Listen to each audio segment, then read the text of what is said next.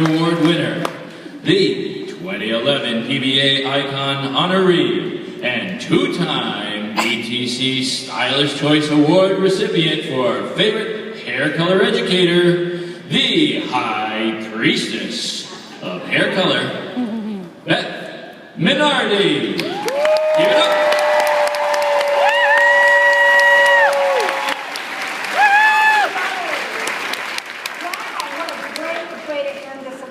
Afternoon, these incredible 2 days for hair color. Thank you, Mary Rector. Thank you, everybody from behind the chair. And most of all, thanks to all you. As I said yesterday here on stage, this is the best. This is like summer camp for hair colorists. Think about it. Everybody in this room loves color or we wouldn't be here, right? Whether we're a manufacturer, a colorist, a person who styles and colors, a salon owner, a manager who loves to wonder and understands what it all is to bring color together, we're all here. And while I'm not one of those touchy-feely kind of people, like I don't go around kissing people because, you know, I want to kiss them, trust me, they know. But I hope that when you're here, you might say hi to the person who's sitting next to you, or hi to the person sitting in front or back, so that when you leave, yeah, I know you guys know each other, right? No, just to say, I met one person from Nashville, I met a guy from Atlanta, I met a woman from Texas, just to say we all grew as a company. Guys, you know what it is? We are a mighty group. We're relatively small. If you think about the whole world, look at how many people are here. But we're kind of small, but we have a voice. And it's through venues like BehindTheChair.com and what I do on my blog. And for God's sake, I hope you visit me on my email and talk to me and other people in this. We've got to share and tell the truth. We've got to say, this color works, I hate this one. We've got Doris. We've got to say, I need this, we don't have it yet. We've got to say, what are we doing for the future? And I wanted to do models because there's nothing more that I love to color hair. And I'm doing it all over the country this year, and I have so many more events. I'll be teaching for Mary in Chicago in November. I'm in Pennsylvania, I'm in Oklahoma, I've never been there. I'm going to be in Washington, D.C., and Indianapolis, and in New York, my hometown, teaching. And I'm back on the road in January. I'm going to teach a class in Florida. But guys, you know, we got, yeah, Florida, let's hear it. So, but, you know, we need your feedback, and we need to hear, I need to know, as now a color manufacturer, I still want to know what my competitors are doing. I need to know what Redken and Goldwell and Schwarzkopf and all the others are doing, and L'Oreal, because you know why? If I can't answer your questions about other brands, how can I help you as a subject of hair color? A subject of, I think everybody should commit to a brand, but I also think people should try new things, ask for new things, try new shades, try new techniques. And God sent me to this crazy place that I'm in now, where I'm meeting colorists and salon owners who think very differently from the way I think. And I see their successes and I also see their failures. And what I want to say is, what we owe one another in our salon environments is camaraderie, trust, and friendship. I've seen environments where people are so involved in their chair, and their commission, and their clients, that the environment is atrocious. The environment is poisonous, and it is the amputation of the human spirit. Why? Because yes, if a client comes in and she needs a glass of water, but she's not your client, she could be crawling on the floor going, water, water. And they won't give her water. If a client has color dripping down their face, if it's not their client, they won't look. If a client needs something, they'll say, well, I don't know where he is, he left the floor. And that attitude is absolutely atrocious. We don't have any room for it. We have to pay it forward.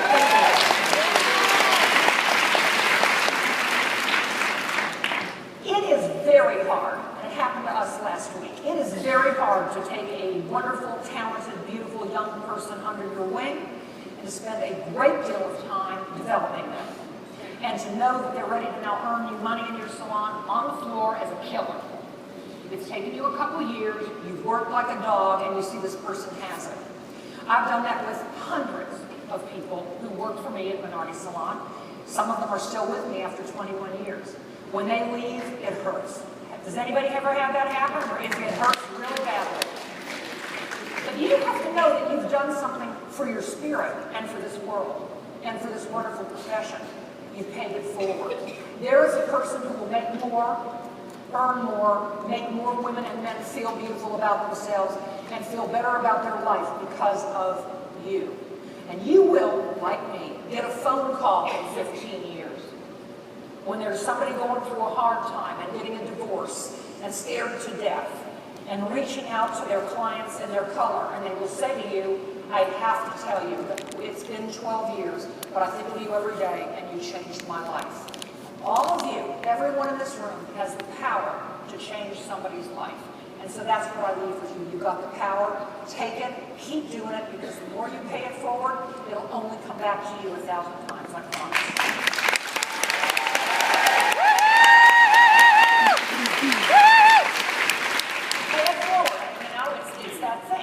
Die, you go on the ground. I think there's going to be an applicator bottle on my tombstone. Or a glove. I mean, this is technical. I won't go into that story. But yeah, we'll do something like that. But anyway, I have the music all planned out. But, you know, that's going to be in a long time from now, hopefully. I would like to say, though, that I want to show you some quick business figures, because we are business people. Let's face it, we're colorists. But isn't it interesting? Some of us said, I'm a really good colorist or a really good hairdresser, I'm going to start this business. You start that business and you say, oh my God, this is harder than I thought it would ever be.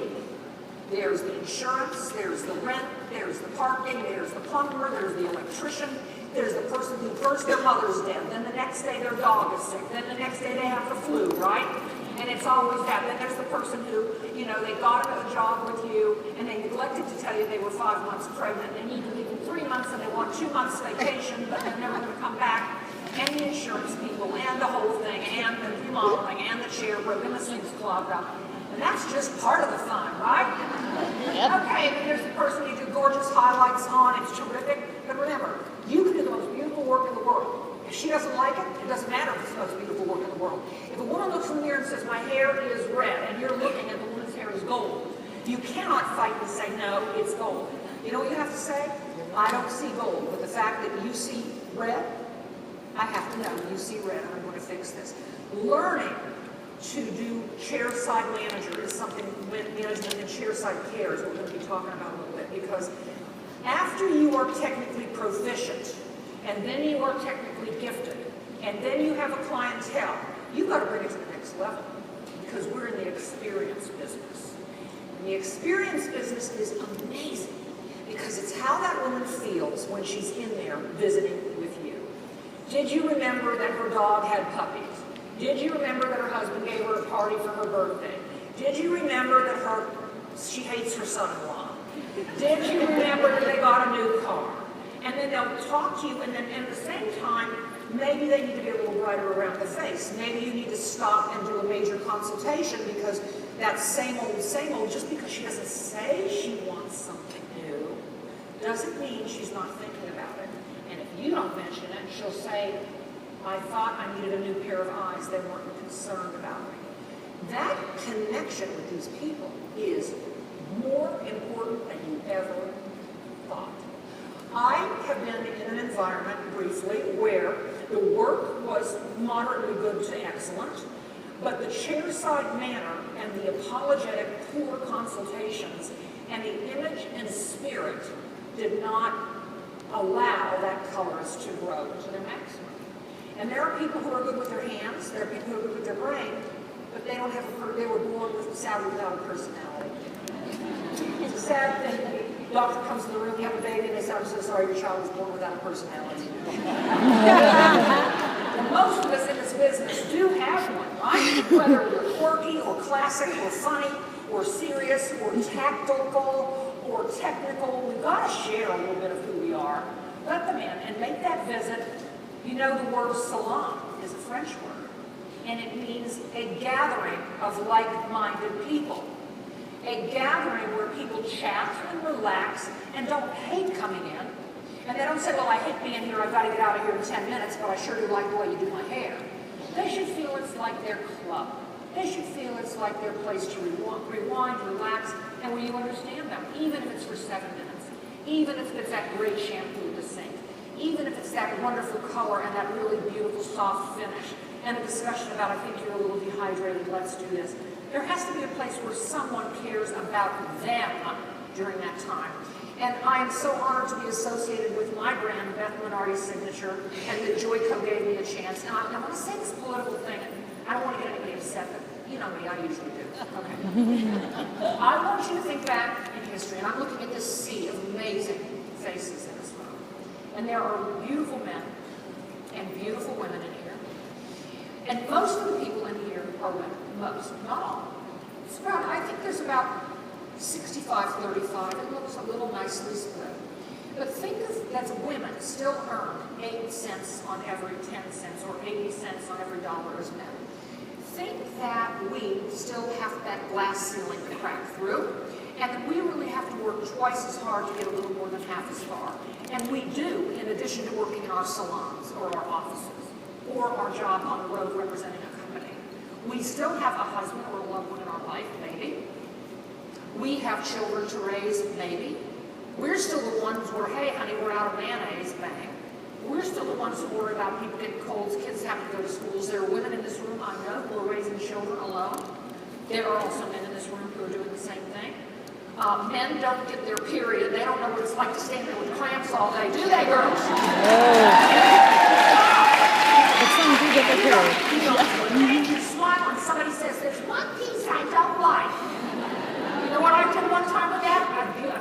She said, there's one hair here. I got the tweezers. You know, come on, give me more, come on. But I'm honored to work with a company called Joyco, and they allowed me to talk to people like you. They allowed me to talk to you. And they allowed me to tell them, we need a blonde that does this, we need a backbone of the line called the BB series, we need cool, super cool colors that never expose any red, we need super bright reds, we need to condition as we color, we need to find a way to put conditioner in color, and you need to put me in the street teaching these people with an amazing group of women and men to do this.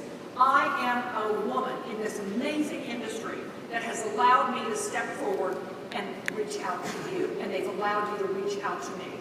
And for that, I am forever and eternally grateful. So let's hear it for the company Joyco.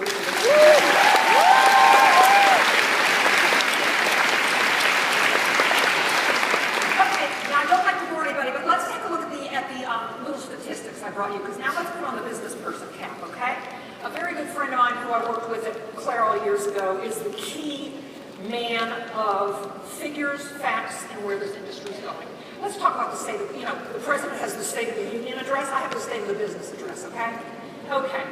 In 2013, in a lousy year for business, everybody, the salon industry grew 2.7% with a total sales volume of $4.61 billion.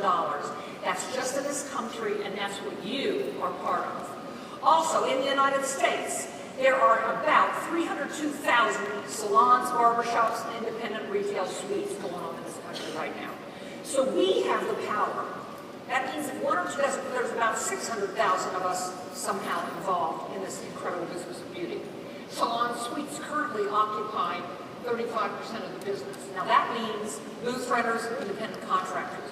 That number is projected to be 70% by 2018. And here's what gets me, folks. They leave our salons if the owner doesn't realize how hard it is to reach out to these people. Does anybody in here watch the show Mad Men? I do. Woo, that Don Draper sure is cute. Oh, God. People in the back don't watch Mad Men? What? Okay. As Don Draper's walking out, and that real jerky guy's the manager, the goofy guy with the sweater, and he's a jerk. He wants to be mean to the people working there. And Don Draper turns to him and said, listen, I'm just going to tell you something. These are creative people. They don't take to authority very well. Hairdressers are creative people. They don't take to authority very well. They will take to guidance and friendship to say, I know it's really a hot day and you look so pretty, but maybe you should be wearing a blouse, Or, your last client I know was extremely particular, but she felt that her consultation was a bit rough. Always praise them in public, and when you need to say something to help and coach them, in private. There's a wonderful thing that that really cute guy who owns Virgin Airways, you know, the cute guy, Richard Grant, he's cute. I like his jeans. Anyway, he says, here's what he says. Train them so well that they can leave you. Treat them so well that they never will. And that's what we have to do as business owners, right?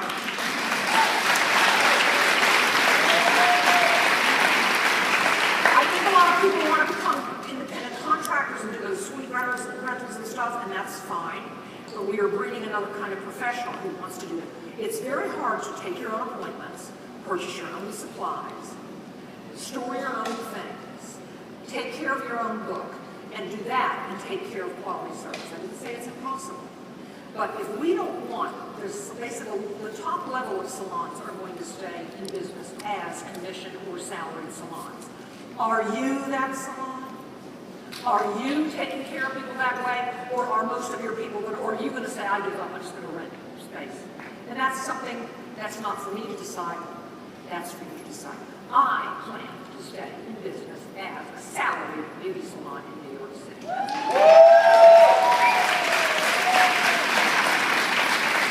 So let's look more. There are a couple more little slides. Okay, look how most salons, 75% of the salons in the United States have 1 to 4 employees. Only 2.2% of salons have more than 20 employees. And that means housekeepers, coat check, reception, everything. So if you have 20 people or more, you're in a very small percentage. And look at that number, $10.87 per hour is the minimum median wage of a salon professional. Pretty sad, huh? I don't think anybody in here is still earning $10.87 per hour. No.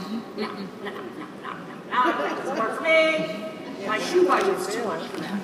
Okay, let's talk about the next slide, which talks a little bit about hair color, okay? Then we'll get past all this slide crap, okay? All right. Now let's talk about the state of the hair color business. This is so important for us. In a lousy economy that I spoke to you about when I was here with Mary and behind the chair last year, the only thing that showed growth in 2012 was hair color in a miserable economy. Yes, hair color is the important service in 2014. It draws clients to salons for numerous services. In other words, when it's the Axis service and women come in for a retouch, maybe they want their brows shaved, maybe they want a blow dry, maybe they want a conditioning, maybe they want a haircut. People migrate less when they find a colorist who loves them.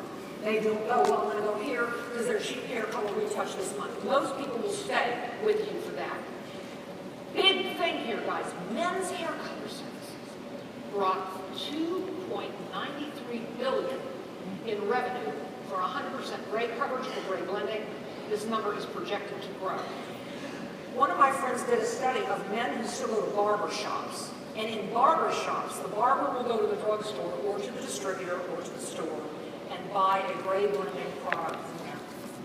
My 10 ice and 7 ice, which contribute absolutely no more to make more pepper in the salt for salt and pepper, are 2 of my biggest sellers. Because for men, my demi-cream 7 ice and 10 ice, you can't keep on the shelves.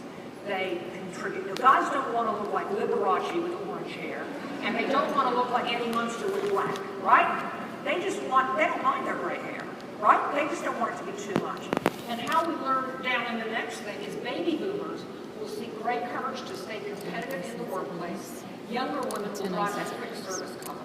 Okay, so we have dichotomy here. We have young women who wants to maybe blend some gray, perk up her color, or do some highlighting.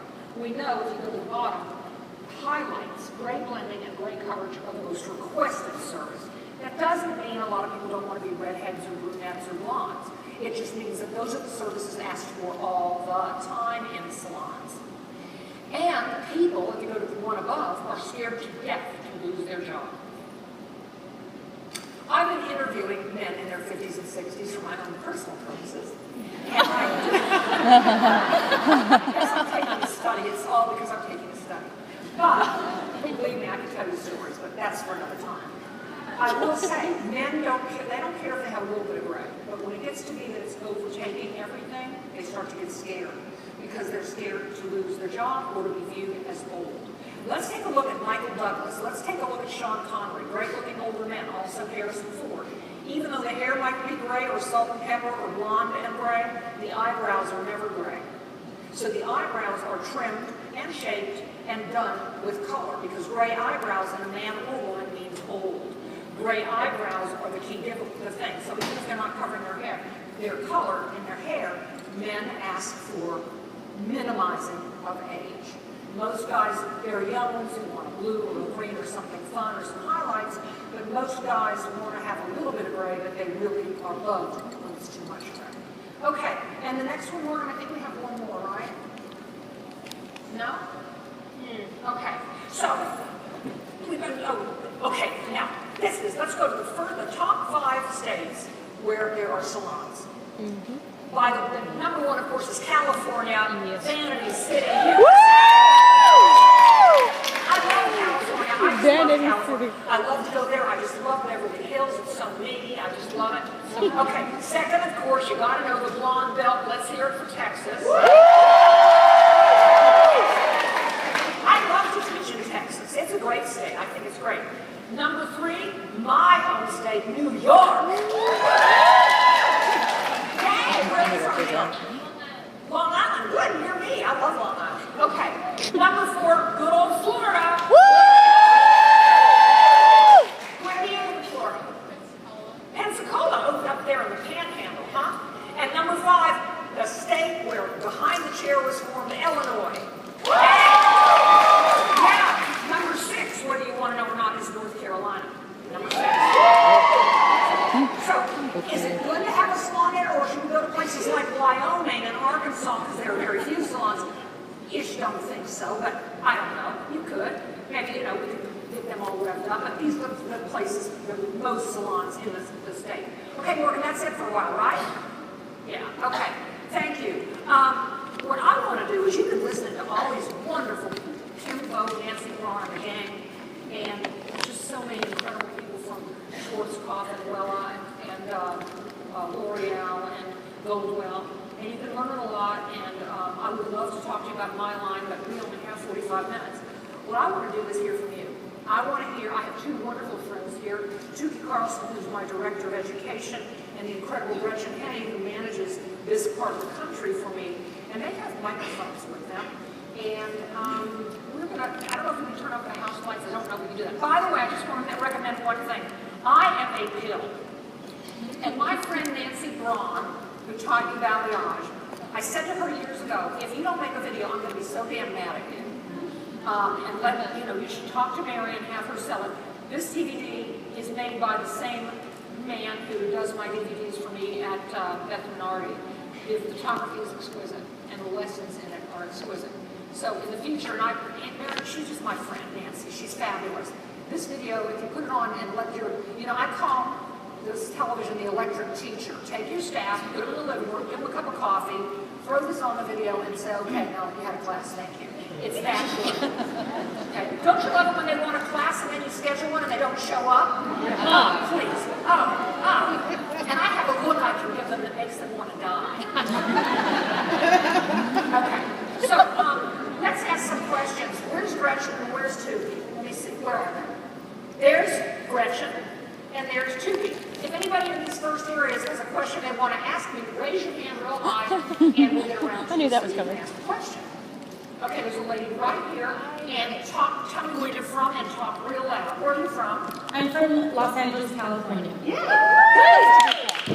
Okay, what's your question? Why do women always get that dark black color right in the temples, even if you put a 6 or a 5? Why is that? The hair that surrounds the face, that goes Good question. from the hairline to about 1.5 inches back, is affected by estrogen. It often, even if the rest of the hair contains a medulla, it doesn't. And to be honest, as menopause happens, as things go on hormonally, if they nurse babies, and if they have an over the river through the woods facelift, this hair, the doctor tells them the hair is going to come back. The hair doesn't really come back, it comes back differently.